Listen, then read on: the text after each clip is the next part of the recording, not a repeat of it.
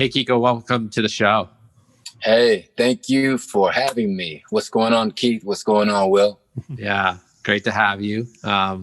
Excited to hear more about you and your what you're up to now and your past. And thought a good starting point.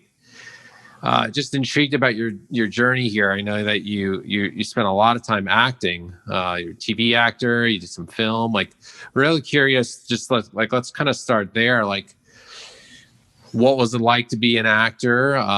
What was coming up for you psychologically as you were exploring that, you were like committing to that career, you were really trying it out, what you were facing in yourself at that moment in time. And then we could kind of go through the stages of, getting you up to where you are now.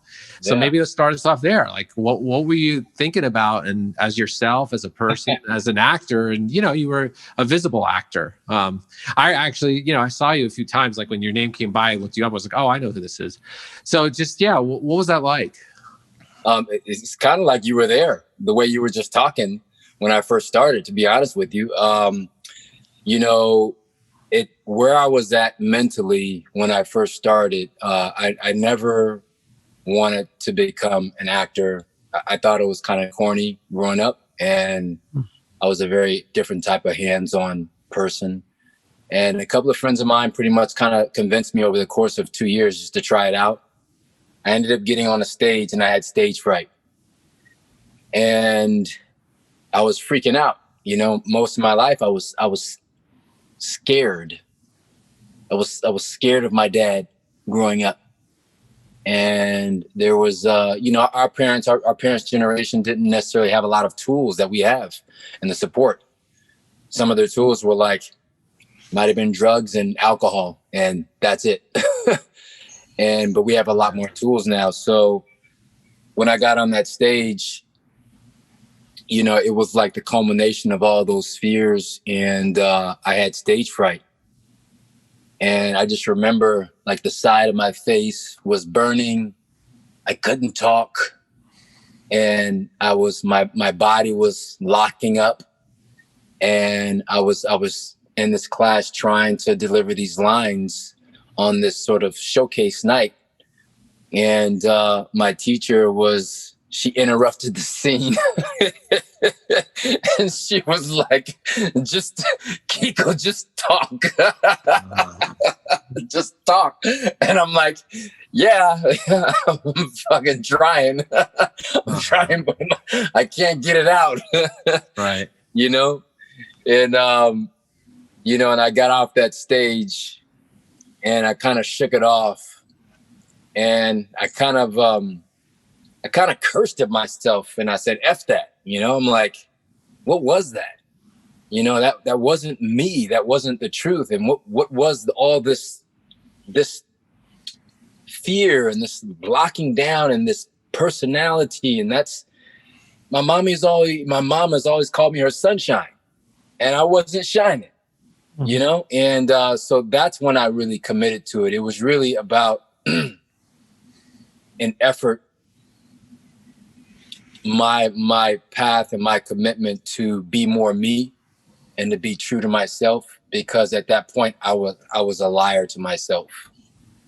Wow. So it's almost like what I'm hearing is like acting at that moment in time became your spiritual and personal development path. Absolutely. Completely. Where you wanted to learn how to express your voice, basically. Completely. And express who you were. Completely it. That's all it was. I didn't care about it changed, later on. And then it changed again and I left, and we'll get to that. But it was all about that. It was all about being true to me and how do I freaking express myself authentically, that actually where I can really feel good, and where's my voice? I didn't have a voice. Well, this type of story excites me just because I'm so into like, how do we express ourselves freely? And give us a couple more nuggets as you went along in acting, how you started to unlock your voice, and where was it? Was it on, in musicals, plays, TV? Did it happen everywhere? Were you just seeing it happen? Any stories you could share here? Well, acting, that got me onto that path of wanting to be aligned with myself. Acting it started that conversation with me. It was the primer. It was the the appetizer. But the full course really didn't come, because when I went into entertainment, that got me started, and I started doing these things, and I started a voice, but I still wasn't like here. I still wasn't really present. I still wasn't like really activated. It's, the internal parts and aspects of me weren't put together, and they weren't cohesive, and I still didn't make sense to myself. That just started the conversation. Where it really anchored in is when I actually started Kundalini yoga. And that was, I think, probably about 9 or 10 years later. Oh, wow. Okay. Yeah. So that happened. And then I walked away from the industry probably about 8 or 9 years in. And then about 9 or 10 years is when the Kundalini, I ended up taking a Kundalini yoga class because I had hit rock bottom in my life, ended up reading a book, got into this class 4:00 in the AM. And I realized how tight I was in this. I was like, what am I so stressed out about? Why am I all, again, I was trying to do these chants. My throat was locking up on me. And I noticed I was sitting there kind of like this. And I was like trying to shake off this tightness, this energy. And I was like, okay, obviously I'm doing this to myself, because I'm here 4:00 in the AM. There's a lady teaching the class. It was me, her, and her dog, Chloe. It was just like the three of us. And I'm like, what am I so stressed out about? What am I so locked up about? It's like, there's something here that I need to and want to look at. And when I kept doing that, I kept going to these classes, and there was something about this one particular mantra. It was Sat Siri Siri Akal, Siri Akal, Maha Akal, Maha Akal Satanam, Akal Murate Waheguru. And it goes, it means the true great, true great deathless, beyond death, truth is the name. Something about the beautiful divine. And I was chanting that for like 3 months. And I was like, what does this mean? I didn't even know what it meant. And, but that's when things really started unlocking. And I remember at that time, my voice was locked in my throat. It's hard for me to do it now, but my voice was very throaty and heady. And I was like, it was more like up here, and it was really locked into my upper chakras, and it was like just stressed, and like everything was just stressed. It's even stressing me out just doing that. And so I just remember that started to release, and my voice started to drop, and I started to relax. And I had my first experience with, God, my creator, there in a yoga class. We're not even talking about God. We were just there with the self and aligning. And the creativity started coming. The voice started coming through the mantra and the relaxation and the breath and the breathing. And I ended up doing, an EP, an album, because like this, just the creative flow, the energy that just started coming through. And that's when that was one of the biggest shifts for me with regards to being myself and creativity. And there was ones after that, but that was the next one. I wonder if you could fill us in, Kiko. You said that you hit rock bottom right before that class, and can you tell us a little bit about that trajectory? Yeah. That was sort of at the tail end of that portion of my entertainment career.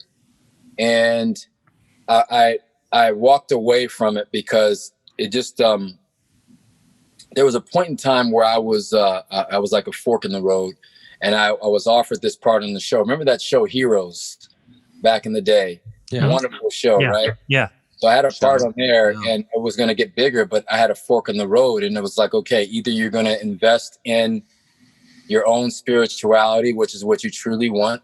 I just want it myself, or you're going to get this role and get money and be on a show and get sort of these external, trinkets of whatever. And I remember making that choice, and I ended up, not canceling the trip with my wife at the time. And I ended up losing the show and going on the trip with her because I at that time I couldn't do both. It was like, you got to choose this or cancel this and postpone yourself. And I remember I ended up doing that trip.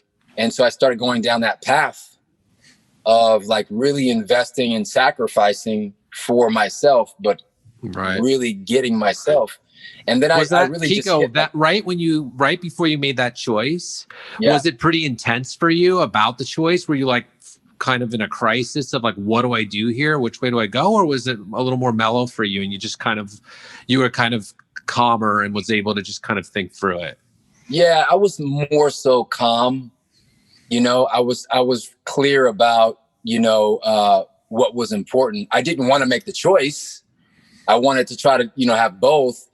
And it was a little tough, but I wasn't in a major crisis. I deep down, I knew the choice that I had to make and I made it. And then, after that, I ended up hitting, rock bottom, and I ended up walking away from my agents because I was trying to figure some things out. And I remember just crying to my wife. I was crying to her in the bedroom. And I told her, I was like, I can't do anything. I can't make money. I don't even know who I am. I don't know how to dress. I don't know who I am. I was literally not a caterpillar, but not a butterfly. I was in this phase where I was just like the muck. I was in this metamorphosis, but I just couldn't do or produce or do anything. And she just whispered in such her beautiful self and so kindly and gently. She said, well, you could go back to acting.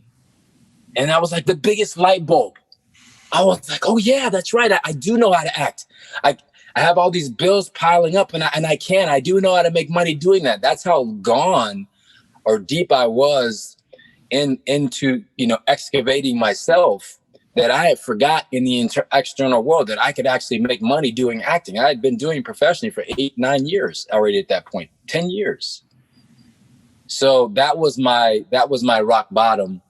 And, just, from that point, really things started to, kind of shift, and I started to build, my internal foundation of self, whatever you want to call it, your spiritual foundation and all that stuff. I started piecing when was this rock bottom? Like when you were already on kind of the spiritual path, I'm hearing, but you were like, I don't know what's going on. I don't know what to do. I don't know how to pay my bills. Like how many years ago was that?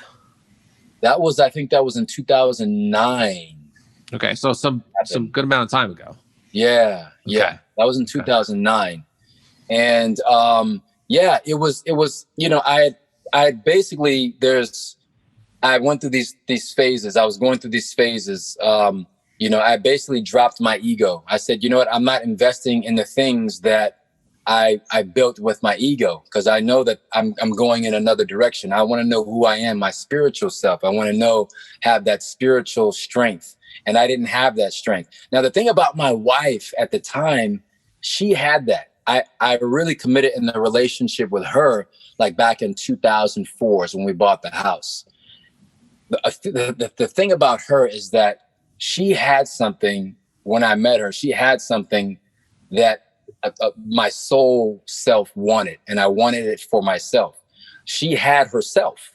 She had a cohesiveness. She just had where she was okay with herself, right? And she had the power of self. And there was something that was just, I had to be around her. I learned from her. I loved her. We built a life together. And so she was my mentor, and she held this space for me for like a decade in our marriage, and really sacrificed a lot, because when you're dealing with somebody who's in the way that I was, and many of us are, unconscious to who we truly are, and when we're somewhat fractured in our identity and we haven't made ourselves whole just yet, when we're unconscious to who we are, the person that is, people that can be in our space can be abused unconsciously. You mean abused by taking too much from the person who's working through things? Is that what you mean? Yeah, because here's the thing. I was self-destructive myself. I didn't know how to even love myself. It sounds cliche, but I had no idea how to love myself. So I had no frame of reference on who I was. And so my behaviors and my where I was coming from wasn't from a whole and healthy place. And so, and this person that's holding the context for me, trying to help me to find myself, if you will, you know, they're going to get hit with a lot of this unconscious energy. It's going to be expressed in so many different ways. Right. And, you know, it wasn't until many years later that I finally, you know, got it.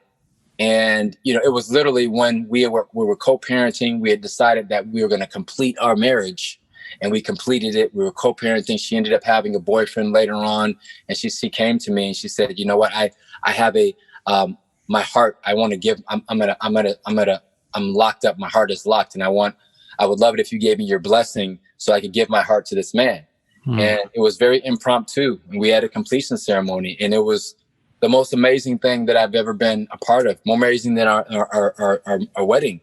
And we had tears of joy. We were kind of afraid. It was exciting. We had all these emotions mixed in one, but that was the first time I finally got it, because I was giving her my heart with love so she could experience love for herself from another man. And in me giving her that blessing, me wanting her to love, and me telling her, like, I really do want you to be loved. Go ahead, love yourself, give your heart to this man. You know, that's when I got it for myself. That's when my heart unlocked. That's when everything clicked for me. That's when, you know, it's just like boing, it just came in. So that was the next big aha. And that's literally when I became a man at that point. And I want to say that was in 2018, 2017, 2018. In the moment, in that moment of generosity and giving, and is where you receive the most. Yeah. Wow. That's powerful. Well, it's a beautiful story there too, with your wife and the way she supported you. And I know she's on a different path now. You guys aren't together anymore, it sounds like.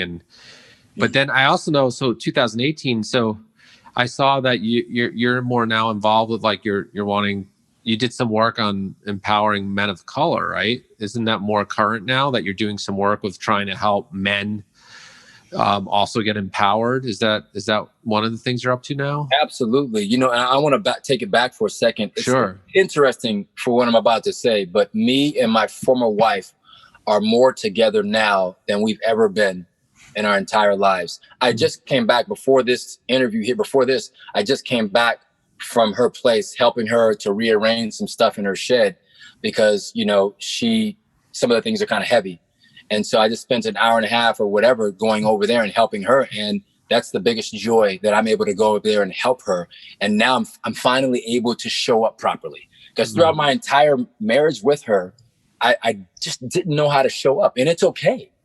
Because like Matt, like what you were saying earlier, it's like, because I knew that I was learning, I was messing up a lot, but I knew I was learning, and I wasn't getting it, but there was little thing I was getting, but then I finally got it. Right. And well, now, let's hang with that for a moment. Like when you said you just weren't able to show up, you know, as a husband in the way you would have wanted. Like, how were you showing up? Like, you can give us a little story of an example how you would have shown up differently if you would have integrated. Yeah, absolutely. Absolutely. I think one of the main things is that I was very disconnected, in the sense of I wasn't empathetic towards her, nor myself primarily. And I was always missing her with regards to her emotions, particularly when she was pregnant. That was one of the biggest, you know, I don't want to say slip ups, but I literally just couldn't get what her needs were. I couldn't feel what she wanted. I couldn't feel what she needed. But it wasn't because I didn't care for her. It wasn't because I didn't love her. It's because I was so, if you will, just sort of fractured and not put together myself. I wasn't whole just yet. I didn't have this together. I mean, that saying what we hear, that's so cliche, like, and I just hate saying it, but it's so true, because I've officially experienced it for myself, is that literally it's impossible to give somebody something you don't have. You cannot love somebody until you love yourself first. But that's cliche, but it's like, how Will loves yourself and how I love myself and how Keith, you love yourself, that's all going to be very different. I had to learn, first of all, what is the experience of Kiko loving himself? I don't know. You know what I'm saying? What is love? I go and, I go buy myself a car. That's loving myself, right? Maybe that's where I started, things like that. But then I didn't realize it's like, no, loving myself are the little things. It's how I discipline myself. It's how I go to bed. It's how I'm able to speak my truth and really, speak what's on my mind, or say that I'm sorry, or whatever the case may be. It has to be my alignment with my soul on that definition of what love is for myself. But like that inciting incident is when I've had that experience when I loved her and gave her my blessing. I was like, oh, this is what it means to show up. This is what it means to show up. I showed up with my voice. It was like this. My voice, what I was saying, was in full alignment with my heart, was fully open. My heart was saying it. My body was saying it. My mind was saying it. It's like all the aspects and capacities of me were saying the same thing, was I love you. This is how I show up. I had never showed up like that before. And so I finally had that experience. And so it's like, okay, now I can repeat that. I can now I know what it's like to show up. I can only imagine what the impact of that was for her. I mean, did she feel that? How did she react to that? Many different ways throughout the years. Okay. I mean, she says now, he's the best ex-husband I never wanted to have. That's what she says now.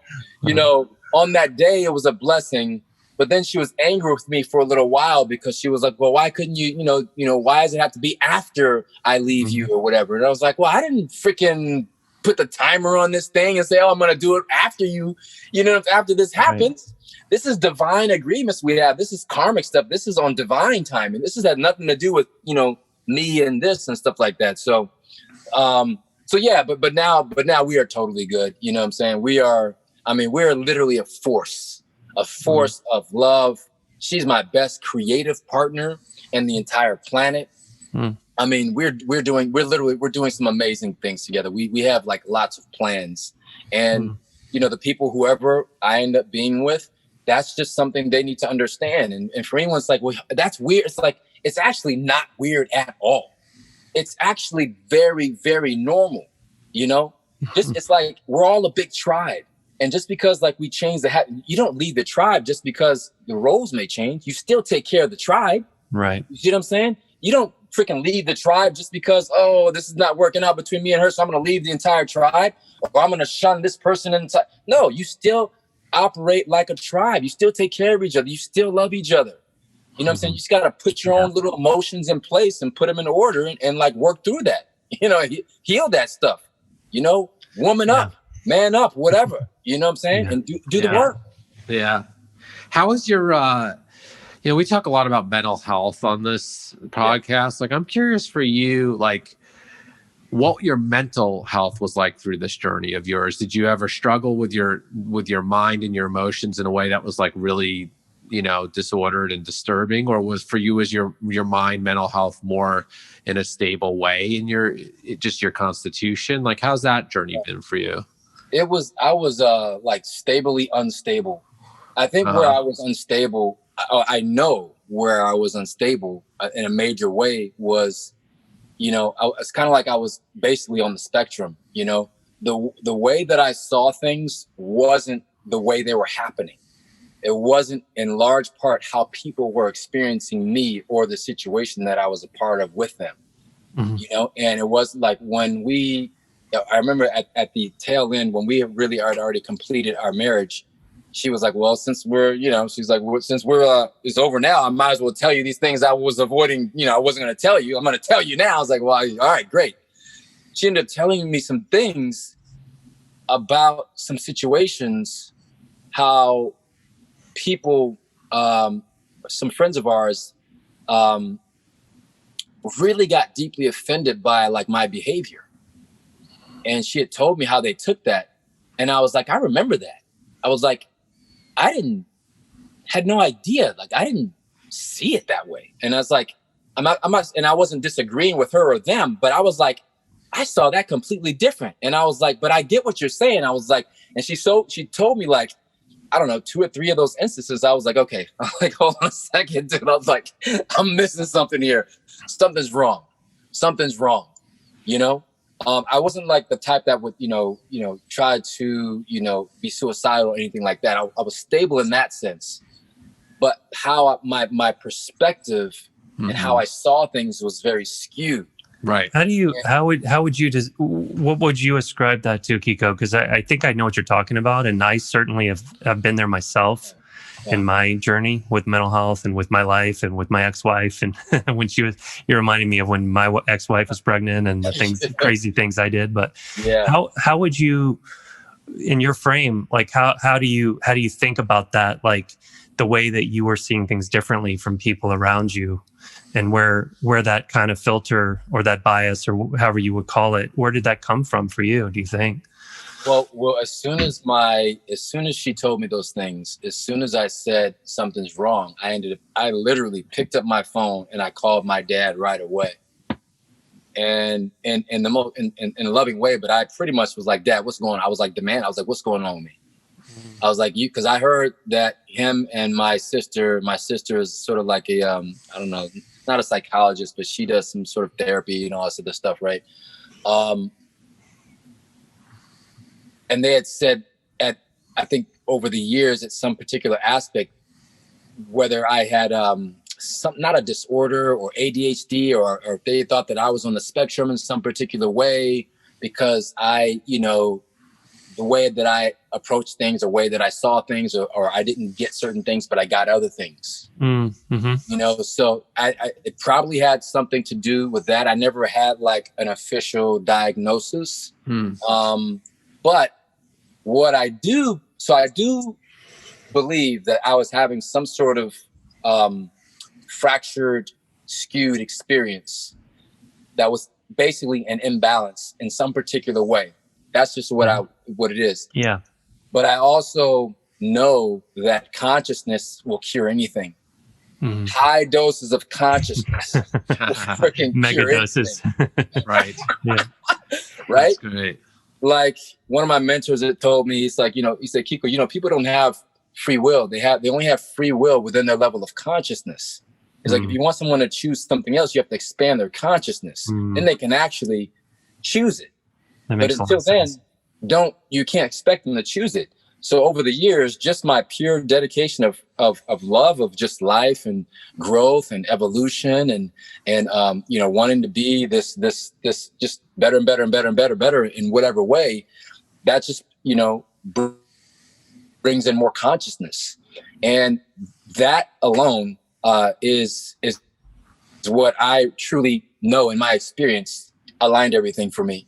To whereas I can feel what you're feeling and have a proper perspective in the scenario, feel what I'm feeling and do, make the highest choices, and not have as little as my experience, as little skewed of a perception of what's happening, within me or without, as possible.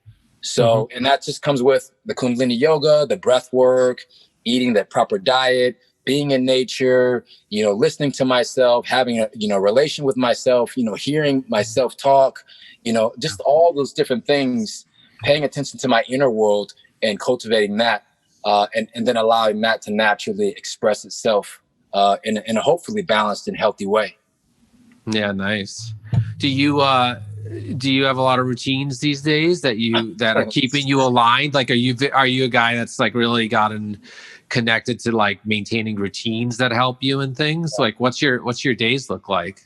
I'm definitely both. Yes, definitely routines. But like over this last year, I had to learn how to sleep in.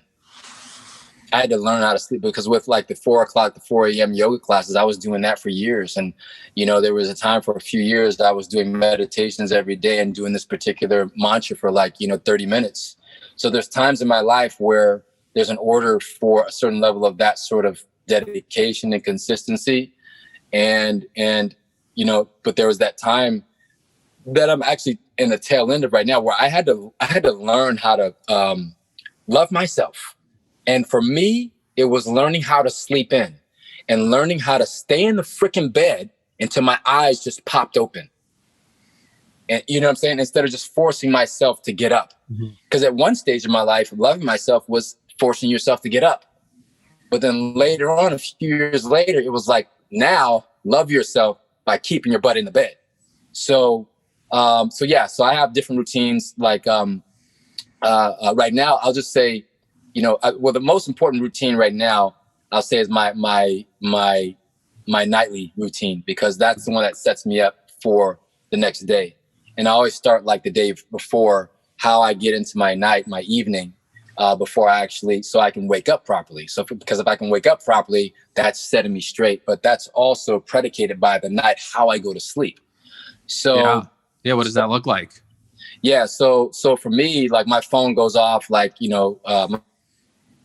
phone goes off at 7 a.m., 7, 8 a.m., right around there, just depending on like that day or my daughter, or if I'm expecting a call.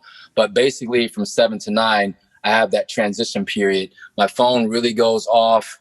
And then I just have to make sure that my daughter or former wife can get in contact with me if something happens, because my phone goes off. So I have a pager.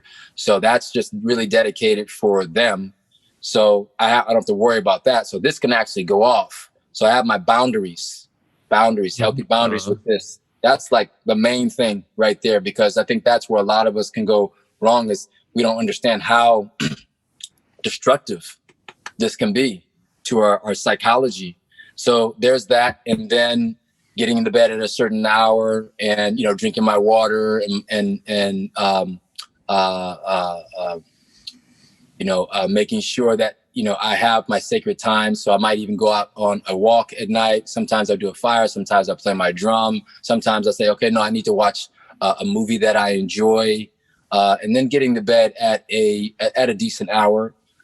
Right now, I'm not totally strict with that hour, because I'm not getting up totally early, but I'm actually going to start dialing that back in and really start to go to bed, like, by 10, by 9:30, like how I used to be. Because I've allowed myself to kind of expand a little bit. And then I get up, I make my bed every single day, every single day, make my bed, get up, drink my water, turn on my little lamp over there. I used to take cold showers, but since I moved here, I do that half the time. In the summer, I do it. So, but I really load up on the water, my vitamins, do my yoga, my breath work.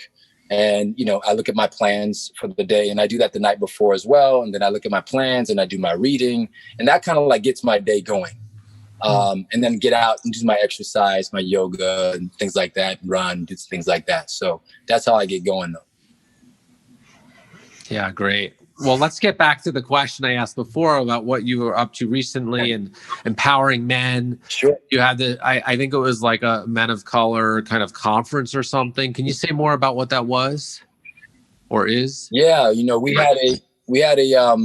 I work with, I work currently with evolving men of color, because there's a lot of just trauma that we as men of color experience, that it just needs a particular conversation.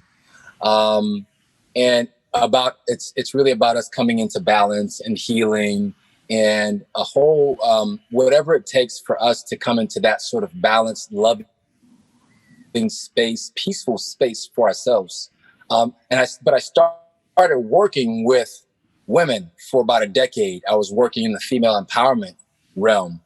And then from there, I transitioned to working with men and the men of color. And so basically I'm a swinger in that sort of sense. I actually work with, evolving men of color, but I also work with men, and then I also work with women, because at the end of the day, it's really about us as men and women coming together in that balance and that harmony and that respect. That's the end goal, being able to say, I love you to my sister, and really not mean anything sexual, but really being able to see the divine spiritual being in that woman's body, or being able to say, Keith, I love you, brother. Will, I love you, brother. And I can mean it, and I don't feel weak. I don't feel less than a man. And it's like just coming it's really about us all coming from that place of wholeness and joy, and for each of us what that love is. But that conference was an all-day virtual summit, Evolving Men of Color. It was an all-day celebration, and we're gearing up for 2022, which is going to be more based off the conversation between the masculine and the feminine, and saying the things that we need to say, because the women need to feel safe from us. And they protect us from the inside out. We protect them from the outside in. And they haven't felt safe.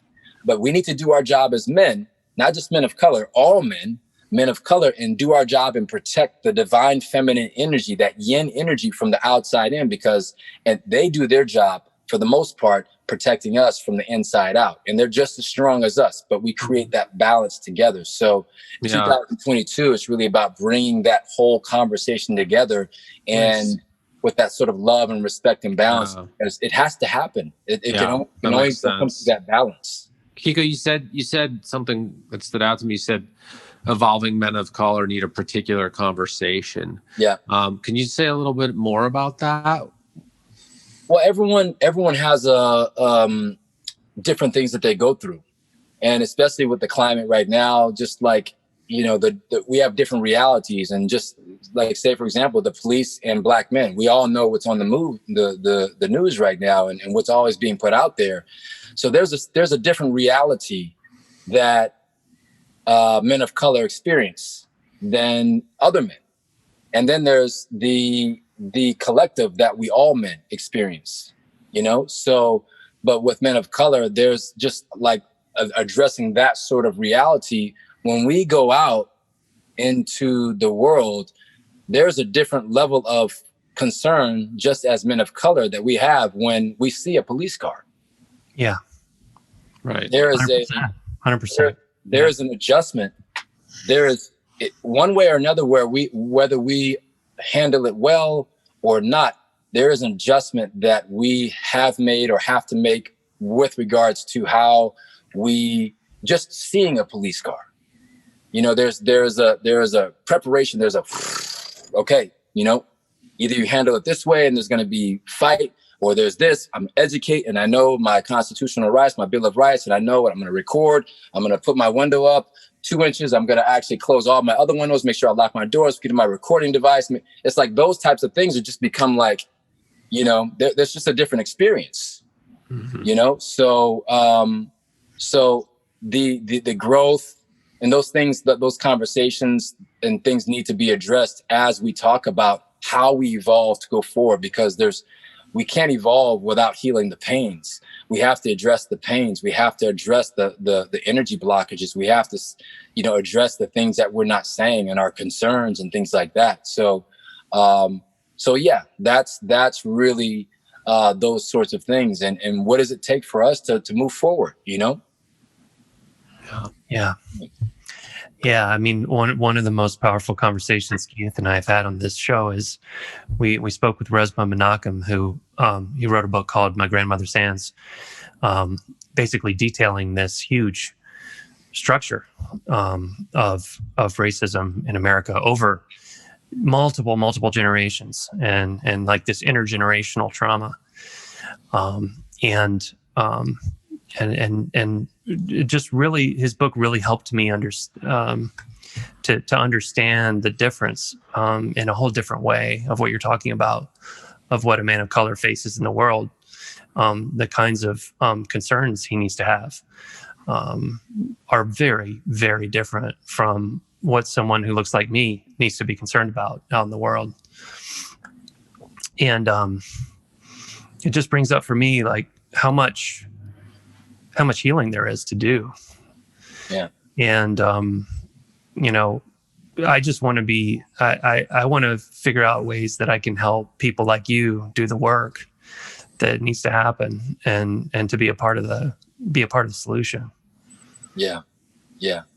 I have a lot of, I have a tribe. I have these different tribes, and, you know, multi-racial, you know, some people might be Hawaiian or white or black, or, you know, all these different, and there's a part of my tribe. There's one one of the most beautiful things is that the part of the tribe that's Caucasian, it came as a big surprise to me, but I brought something up to them with regards to racism. And then I found out that they're taking courses on, racism, white supremacy, and white privilege. And it really blew my mind, and how open they were to having the conversation with me, because I wasn't coming from a place of victim or blame. I was just coming from a place of let's fix this. Yeah. It's the racism, white supremacy, and that's in our country. I can't fix that. That needs to be disassembled from within. Right. That's not something that me or that I'm upholding, or that I need to like try to break it down. I'm not going to break that down. That's something that, like, if I'm doing something to you, that I need to look within myself and say, okay, what's here? What's here? And what needs to happen over here? I know for me and our culture, like, we have a totally different job of reparations for ourselves that we need to work on, let alone what needs to happen outside of us, so we can stop feeling, the trauma of the constant, constant threat. The constant threat in so many different ways. Yeah. I hear you. So yeah. Yeah, thanks. Yeah. Well, let's tell people what you're up to too. Like, what do you want people to know about you right now? Where are you headed into the future? Yeah, I just finished doing a conference. I'm not sure if you're familiar with the American Occupational Therapy Association, AOTA. I just did a keynote, and we actually did it was a keynote movie. So we made them a movie as well as a keynote together, something that never been done to like really inspire their membership of like 230,000, I think, members nationwide, or people that are occupational therapist community nationwide. I want to mess that up. But like, really, like, what I'm doing is, I really want people to know about the power of love. I think that's the really first thing. And I never thought I'd really be talking about that. And us together as a tribe, us all together, and us really learning how to be with ourselves and love ourselves. And I've just, for me, I've started to actually really start doing these keynotes and speaking, and really actually putting out for what I can stand for, that force of love and that force of good. And what I really want people to know is that it's important that you speak love into the air. It's vital for our survival and for us to be able to thrive, that anyone that's listening to this, that you strengthen up, that you courage up, woman up, man up, and speak your truth of love into the air, into your relations, into the world, at your workspace, and be willing to sacrifice the things that really don't matter. Mm-hmm. Because this world needs to be filled with your love. It needs to be filled with my love. And that's going to look like a variety of different things. But that's going to look like all of us having our voice, respecting each other. I respect that, Will. You live different than me. I live different than you. Keith, you as well. But I respect each other. But we all should have the space to speak our voice and to love ourselves, respect ourselves, love each other, and be able to find that balance between all of us. It's gonna take courage. It takes courage. But love is the only power that we have. It's the only real power. Everything else, what else is more powerful than the power of love? Why do men go out there and work? Why do we come back and defend our family? Because we love our wife, we love our children. That's why we do things. That's why mothers can lift cars off of, children or men or whatever the case may be, is because of that love.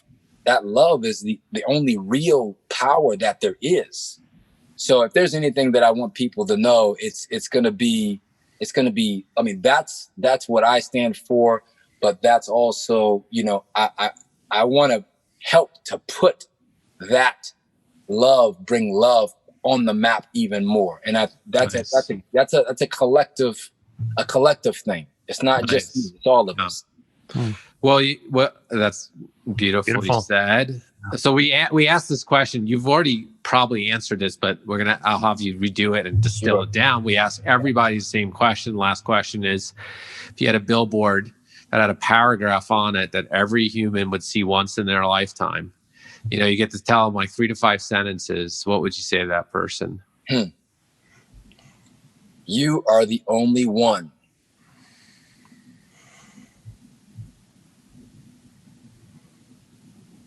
You are the love. You are the power. That's it. Nice. Love it. Love it. Thanks, Kiko, for being on the show.